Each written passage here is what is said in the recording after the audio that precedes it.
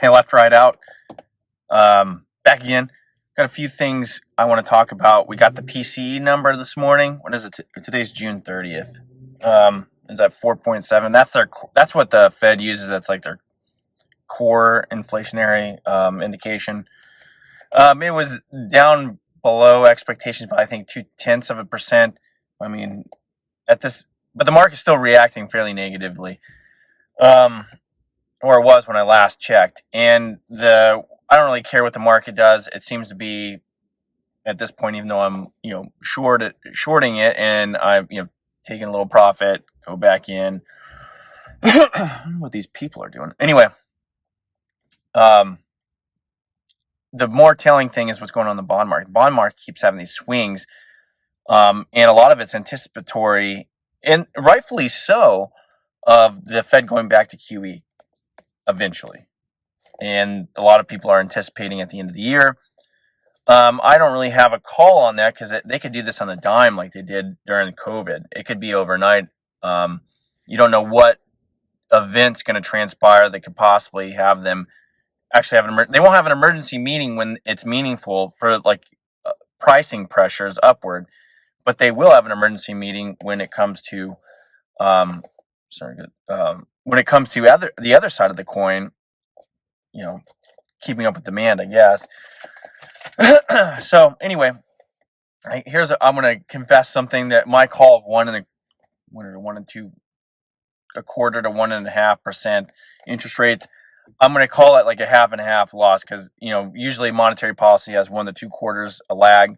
So I'm not saying that I'm completely wrong on that call, but it looks like they're going to keep going at least a little bit further. But to me, where I am right on that call is now we're starting to see the breakdown of number of companies in the crypto space. There's a number of small companies that are declaring bankruptcy. There's a lot of, and what you're going to start seeing now with companies supposedly with all this inventory, and they're going to get rid of it. If they actually do, you're going to see some of those companies go because then they're going to have to go restock. So none of that makes sense to me. They're going to have a lot of sales or whatnot because then you have to restock at a higher price. But anyway, there are companies that are feeling the pain. And as we get further along, if they keep raising, because everybody is so used to the paradigm now is super low interest rates, even when you have a moderate raise in interest rates, where we at right now, when these companies that are whatever might have revenues, might not have revenues, might have profits, might not have all these zombie companies go to roll over debt or get access more capital without I guess selling stock, but if they try to get the debt market, it's going to cost them. And then some of them you're like, well, no, they just won't. They'll just do this. Some of them have to because that's how they're paying their employees because they're not making any money. So anyway, we're starting to see the cracks in the crypto market. You see a number of companies that are liquidating. There's a lot of liquidation from Bitcoin, but there's a lot of companies that are there's been a few headline companies that are kind of closing up shop in a sense. They're not allowing withdrawals. They're done. And then there's a lot of individuals that are liquidating. Now you look at the retail investor. He's usually the last in before things really get bad. I think they've wiped him out almost completely. Almost completely in this thing. Because Bitcoin, a lot of retail guys were in the Bitcoin. They got their stimmy checks. They were in there and all these altcoins. They've completely collapsed. That was like almost collateral or a psychological moment or backstop for a lot of retail investors to get into other things. So I think we've kind of lost that leg in the market right there as a retail guy because he's just been completely trashed from the crypto space because he was sold that bill of goods to go in there, that you can go to the moon with a Shiba dog. And believe me, I bought into it a little bit, but I'd only put in a little bit of cash that I knew I could lose. Made some on the Shiba Inu coin. I think I've talked about that before. And very little on Doge because I wasn't putting in a bunch. I should have put in more so I could have made a lot more money, but I didn't because I kind of felt like the same way that this was going to happen. Like I've always said about crypto, there's a lot of things I don't understand. There are some things I do understand about it. So you can easily track people with it once you understand what their wallet is. And the one good thing I see about it is the ability to transfer wealth across nation lines. And the reason I say that is because you can't just go do that anymore because there's so many restrictions. You can only take so much cash or access so much of your own money to be able to do such things. So I see that as a positive. Other thing, we're getting up to 4th of July, and with all these cases, I want to, I reflect on some of this stuff. The Roe versus Wade overturning, which actually sends the stuff back to the states, which is a win for the pro-life, but it's also, if you're a pro-choice person, it's not necessarily a horrible thing. I mean, you're going to have states that are going to allow you to kill babies, and you can go do that at your will. But then for the pro-lifers, the religious types, or just people that view human life as like a sacrosanct, that's special, there's going to be a number of states going to have huge restrictions on it, which is, to me, that's a good thing that we're going to see. You're going to have this disparity. But anyway, it's a moderate win for the pro-lifers because now, like I said, those states are going to have all out bans, or you might have somewhere in the middle, or you're going to have some that are just going to be free-for-alls. Probably California and New York sound like they're going to be free-for-alls. But anyway, the other thing was the gun one. That's a big one. Excuse me. And that is huge, that gun one. So when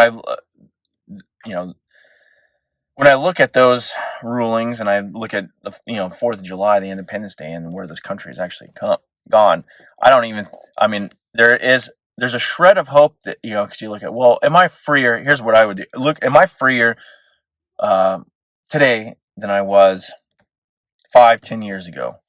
Or you can go back a little bit, like 5-10 years. What is the general trend?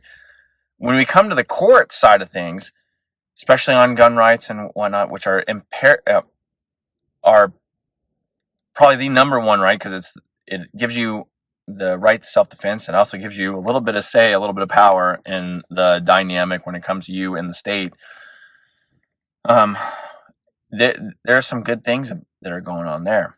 When it goes to other things, the all-encompassing life, whether it be privacy, freedom of speech, a number of other things, I would argue that we are bodily autonomy, the individual's right to to his own decisions with his own body. We are going down a really bad path, and I would think that the founders would be rolling their grave. So when I see Biden or whoever's going to be up there talking about Independence Day, at this point to them, it's just a way to keep the masses in some sort of general congruency,